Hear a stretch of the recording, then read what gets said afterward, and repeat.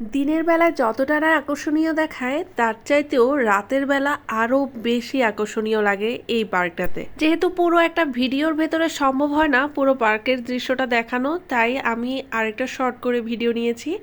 আশা করছি সবার ভালো লাগবে দেখতে।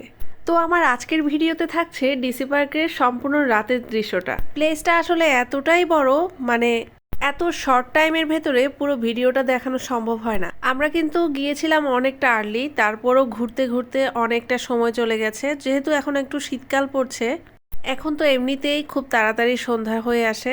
আর এই সিনগুলো নিতে কিন্তু আমার অলরেডি 2 দিন সময় লেগে গেছে। মানে আমার দুইবার এখানে আসতে হয়েছে। কারণ যেদিন আমি প্রথম দিন এসেছিলাম সেদিন আমি ইরহাকে নিয়ে এসেছিলাম, সে খুব বেশি বিরক্ত করছিল, যার কারণে তেমন একটা আমি এখানে শ্যুট করতে পারিনি। বেশিরভাগ সময়টাই ওকে নিয়েই থাকতে হয়েছিল, যেহেতু ও একটু বেশি বিরক্ত বোধ করছিল, প্রচুর গ্যাদারিং ছিল।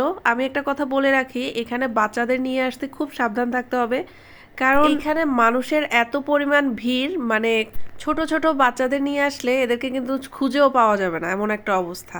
তবে এখানে যারা দূরে থেকে আসেন অবশ্যই চেষ্টা করবেন একটু আর্লি চলে আসার এবং আর্লি এখান থেকে ব্যাক করার, কারণ রাস্তাঘাটের অবস্থা খুবই খারাপ। এইখানকার রাস্তাঘাটে কিন্তু ছিনতাইকারীর সংখ্যা অনেক বেশি থাকে। সো খুব সাবধানে থাকতে হবে সবাইকেই। যারা ফ্যামিলি নিয়ে আসেন অনেকজন মিলে, তারাই বেশিরভাগ কিন্তু রাতের বেলা আসেন। এছাড়া যারা একলা আসেন কিংবা খুব অল্প সংখ্যক কেউ আসেন, তাদেরকে অবশ্যই একটু দিনে করে আসাই ভালো। ফ্লাওয়ার ফেস্টের সবচাইতে আকর্ষণ হলো এই পাশটাতে, যেখানে কিনা এত এত মানুষ থাকে।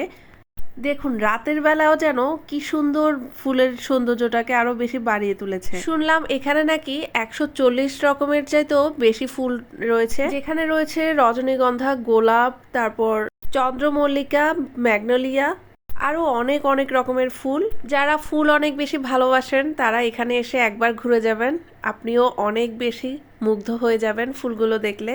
তবে ফুল ছেঁড়া কিন্তু একদমই নিষেধ এখানে।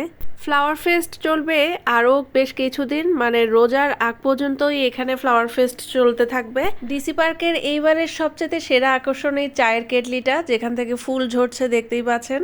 আর এই পাশে ছবি তুলতে গেলে আপনি কখনোই একা তুলতে পারবেন না, কারণ এখানে অলওয়েজ ভিড় করে থাকে শুধু এই ছবিটা তোলার জন্য।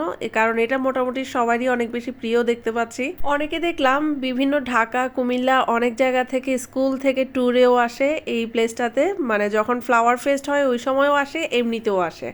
তো দেখতেই তো পাচ্ছেন আমি আসলে ওইভাবে করে ভিডিওটা করতে পারছিলাম না ঠিকভাবে, যেহেতু বাচ্চা কাচ্চা নিয়ে আসলে আসলে এগুলো কোনোভাবে পসিবল হয় না। আর এই পাশে দেখতে পাচ্ছেন স্টলগুলো, এখানে কিন্তু মেলা বসেছে।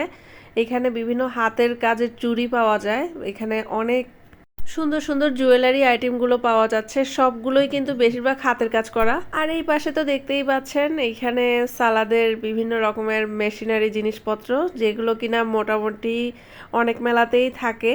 সব মিলিয়ে কেন জানি না চট্টগ্রামের মধ্যে আমার কাছে সবচাইতে সেরা মনে হয় এই ডিসি পার্কটাই। যারা অনেক অনেক বেশি ছবি তুলতে পছন্দ করেন, ভিডিও শুট করতে পছন্দ করেন, তাদের জন্য এই প্লেসগুলো হচ্ছে সবচাইতে পারফেক্ট প্লেস। এখন আমরা রয়েছি সরাসরি কনসার্ট শোতে, যেটা কিনা ডিসি পার্কে সন্ধ্যার পরেই বেশি হয়ে থাকে। এখানে বিভিন্ন রকমের কালচারাল প্রোগ্রাম, বিভিন্ন রকমের কনসার্ট সবকিছুই চলে। তো আরেকটা জায়গা রয়েছে, এটা হলো আরেকটা আকর্ষণীয় পার্ট। এই হলো আমার আজকের ব্লগ। সবাই ভালো থাকবেন, আল্লাহ হাফেজ।